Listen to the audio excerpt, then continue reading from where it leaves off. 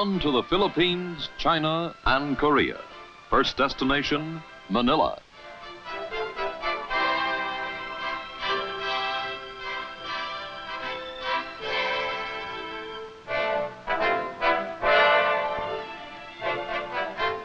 Late afternoon, the arrival day. A crowd is at the airport to greet the visitor.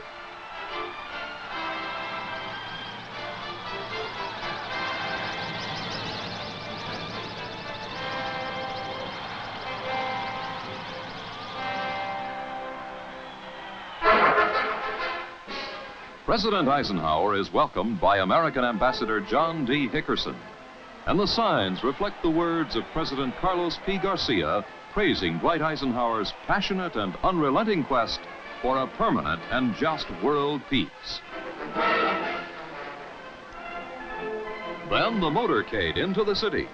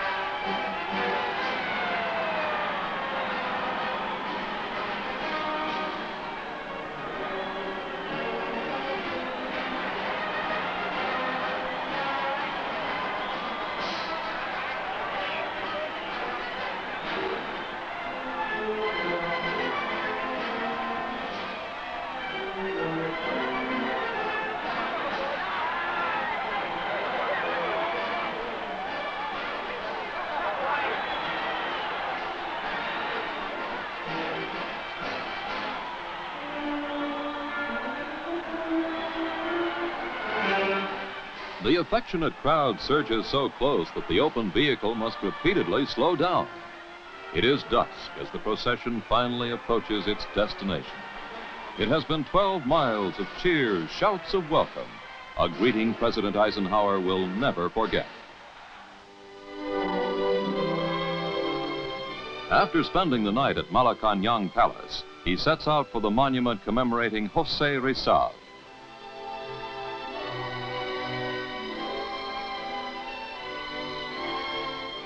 The man from across the Pacific conveys the respect and admiration of the people of the United States for this great scholar and writer and scientist, doctor of medicine, leader of men, and most of all, Filipino patriot.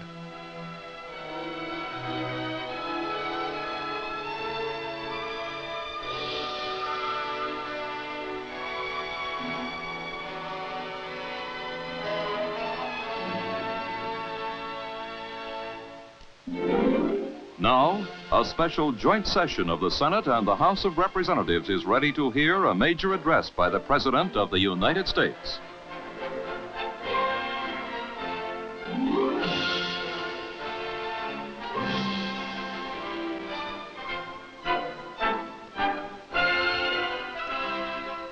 The highlight of the address is a probing question that needs no answer.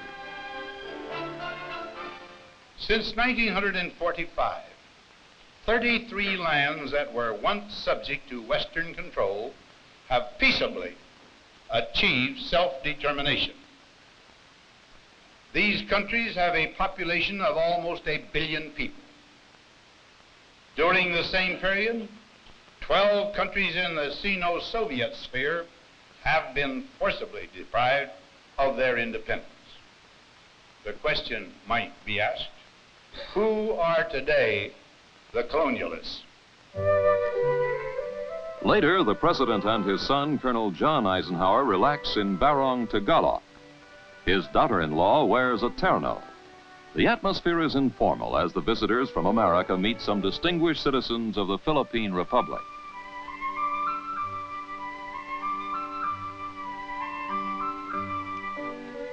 Among those greeted by President Eisenhower is the widow of the late President, Ramon Magsaysay.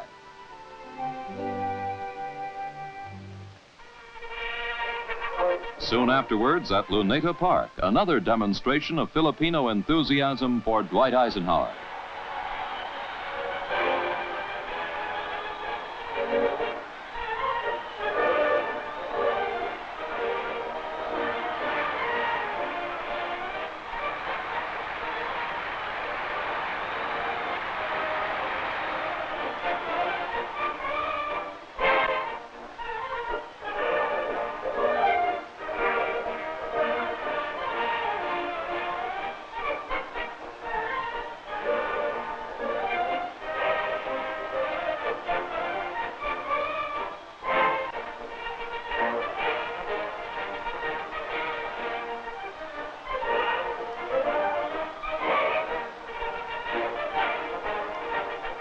From every province, Filipinos have come to see the visitor honored by the Raja of the Order of Sikatuna, the Philippines' highest decoration.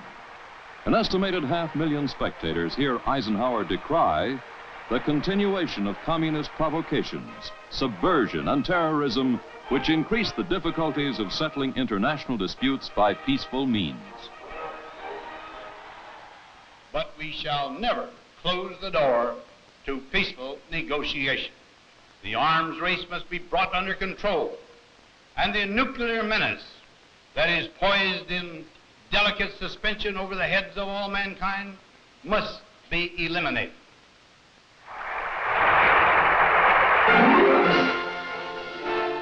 It is the last night of the visit. To the American Embassy come President and Mrs. Garcia.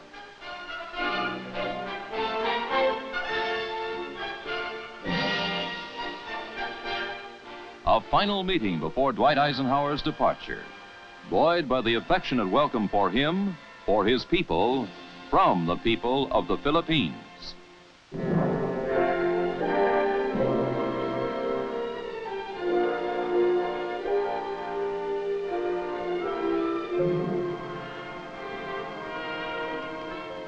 On to Taipei, capital city of the Republic of China.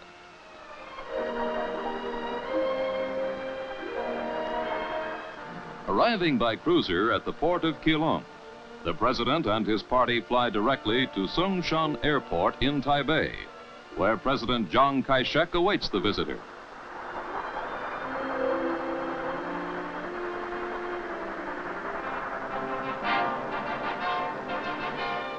Heading the American Welcoming Committee is Ambassador Everett F. Drumright.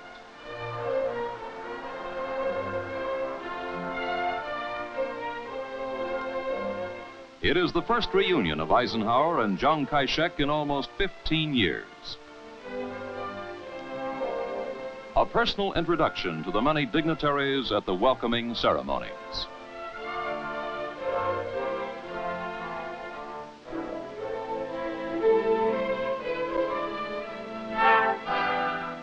With President Chiang, the visitor from America reviews the troops at the airport. For a long time, the American president has wanted to visit Taiwan, to salute the Chinese people on the rapid progress made on this island. The Sino-American friendship is based on common ideals, which the visitor defines clearly and unequivocally. The ideals that we share are common commitment to self-government in our respective countries, our aspiration for a world of freedom, justice and peace and friendship under the rule of law.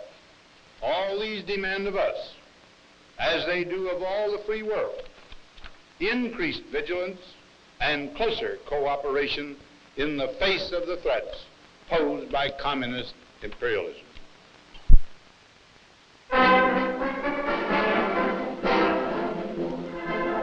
Then from the airport into the city, and a cheering welcome from the citizens of free China.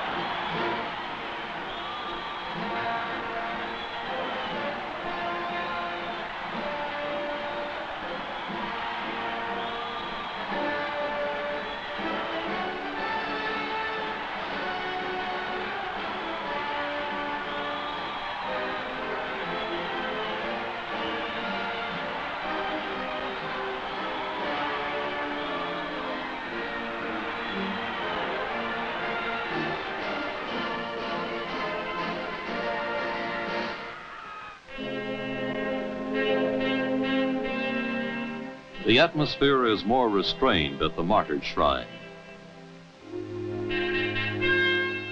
Reflecting the admiration of the American people for Chinese courage in striving so well to keep the cause of liberty alive here in Taiwan, the President of the United States pays his respects to the heroes of China's struggle for freedom.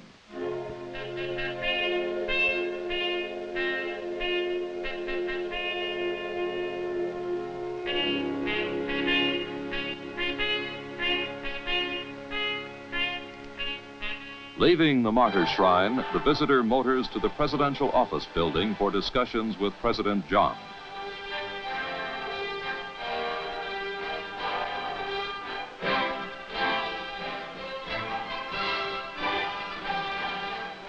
And even as he does, the crowd starts to gather in front of the building.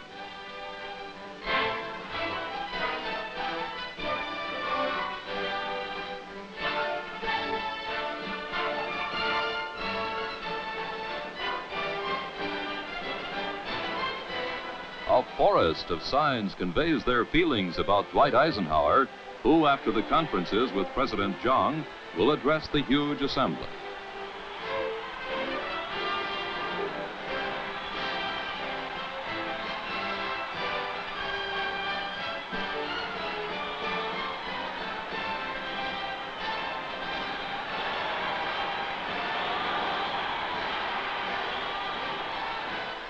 To the vast crowd, the President stresses that his countrymen are neighbors, looking out on the same Pacific Ocean.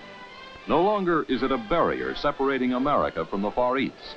Our purpose, he says, is to help protect the right of our neighbors of the Pacific to develop in accordance with their own national aspirations and traditions. And the development of the Republic of China has been fostered by the adoption of progressive measures. A great economic accomplishment of the past 10 years was your program in land reform. Due to its fair and democratic conception and execution, it has become a model for similar reforms in other lands.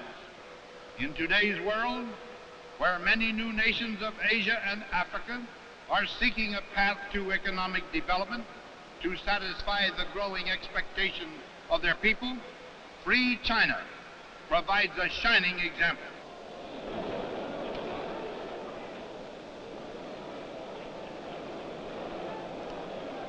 Confronted with a harsh example of the communist way on the mainland, free China, he says, is in a position to show how a nation can advance the well-being of its people without sacrificing its most valued traditions.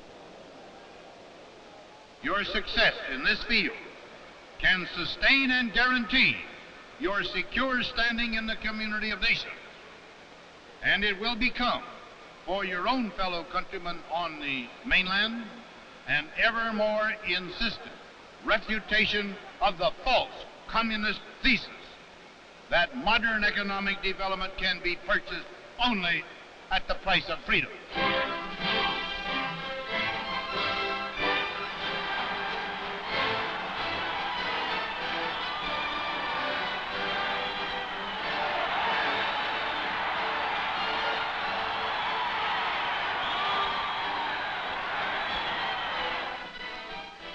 Impressed by the visual progress made in establishing a thriving democracy on Taiwan, the President drives to the airport for his departure. Expressing his thanks for the extraordinarily kind hospitality, Dwight Eisenhower boards the plane, inspired with the vigor and initiative of the leaders and people of free China.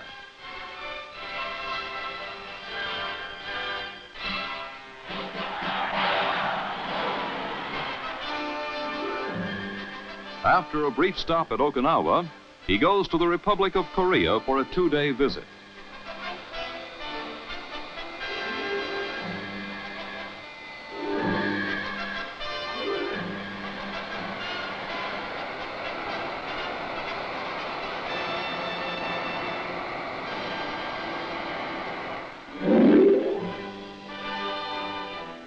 Welcoming President Eisenhower is American Ambassador Walter McConaughey, who introduces the visitor to the Korean dignitaries at the airport.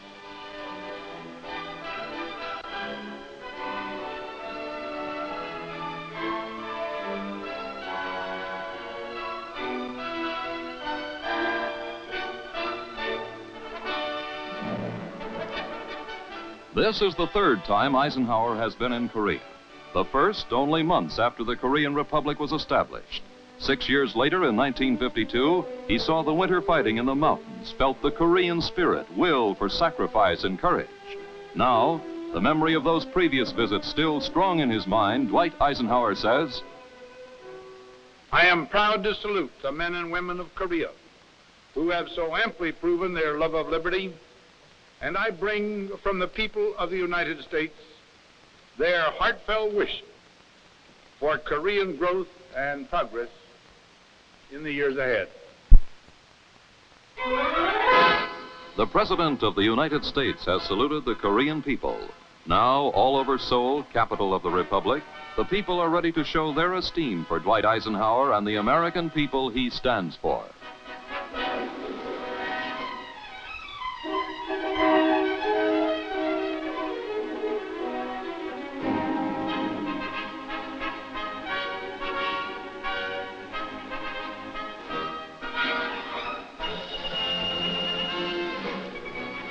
Arrangements have been made for youth leaders to meet with the President, and many students are among the huge crowds waiting for the motorcade.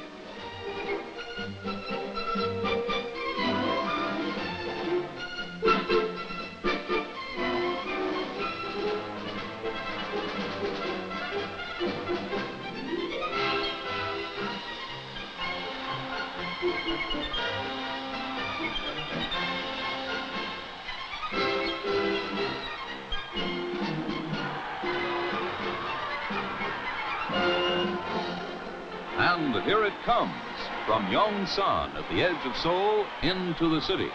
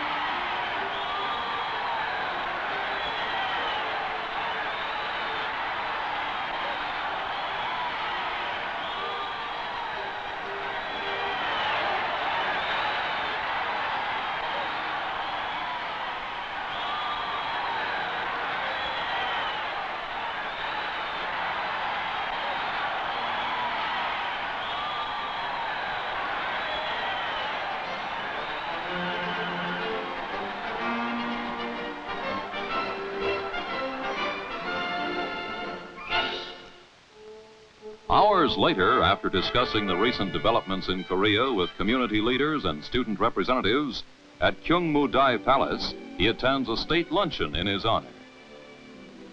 A private conversation with Premier Hu Chun and a friendly exchange of gifts of esteem, a Songdo chest, a masterpiece of Korean craftsmanship.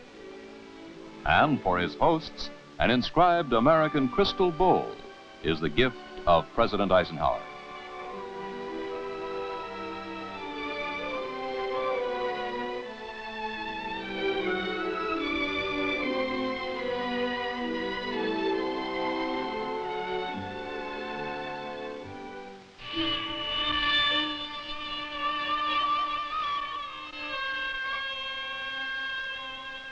Meanwhile, Cheongduk Palace, resplendent in the spring sunshine, is the scene of a party given in honor of the President's daughter-in-law, Barbara Eisenhower.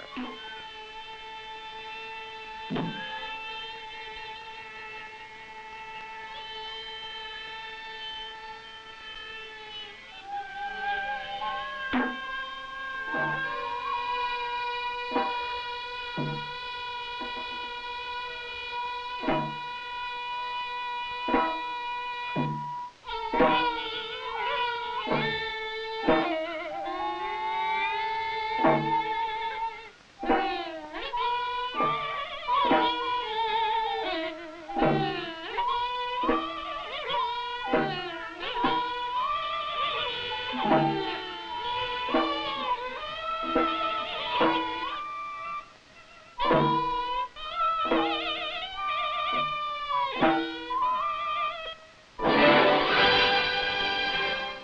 National Assembly of the Republic of Korea. In his address, he says to the legislators, "What you do and say in the discharge of your trust is of deep significance." Korea, once a battlefield for survival over aggression, is now a proving ground for responsible, representative self-government. He then states forcefully, "I solemnly reaffirm the pledge of full American support to the Republic of Korea in accordance with our commitments under the Mutual Defense Treaty. But the primary responsibility," he goes on to say, "rests squarely on the Korean people and their government." And he then refers to the April Revolution. Events over the past few months in the Republic of Korea have demonstrated how aware its citizens are of the rights and obligations of a free people.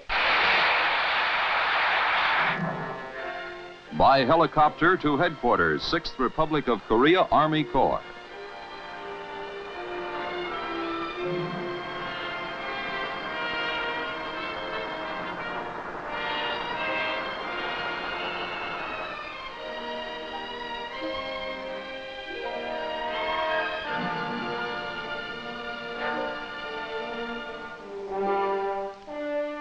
At the Unknown Soldiers Monument, a wreath in heartfelt memory of those who gave their lives so the Republic could survive.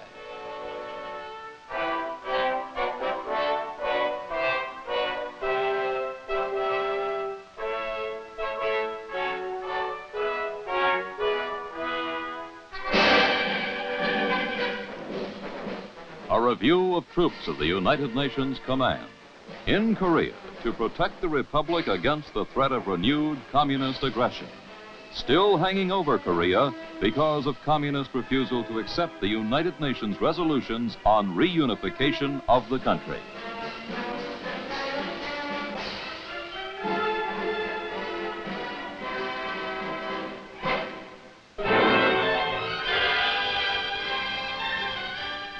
Soon afterwards, at the airport, it is time to say farewell.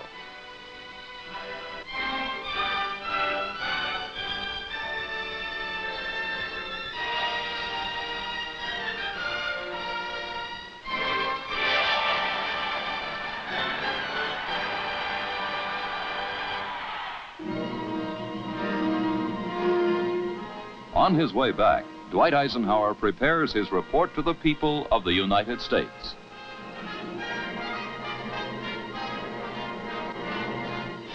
Shortly after his arrival, from the White House, he speaks to a nationwide radio and television audience and offers 3 personal observations on his journey. First, American relations with the Philippines, Taiwan, Korea, and Okinawa have been strengthened. Second, the people of these far eastern lands took advantage of the opportunity given by this visit to demonstrate anew their long and ardent friendship with and for the people of America. The American people are gratified, I am sure, as I am, by these heartwarming demonstrations. Third, the ratification of the Mutual Security Treaty between the United States and Japan represents an important victory for the free world and a defeat for international communism. Indeed, it seems apparent that the communists, some time ago, reached the conclusion that these visits were of such positive value to the free world as to obstruct communist imperialism. Thus, they have sought every possible method to stop them. Through their propaganda, they bitterly oppose my entry into the Philippines, Taiwan, Okinawa, and, of course, Japan. But no words convey better his objective of a world without war than the ringing close. No consideration of personal fatigue or inconvenience, no threat or argument would deter me from once again setting out on a course that has meant much for our country, for her friends, and for the cause of freedom and peace with justice in the world.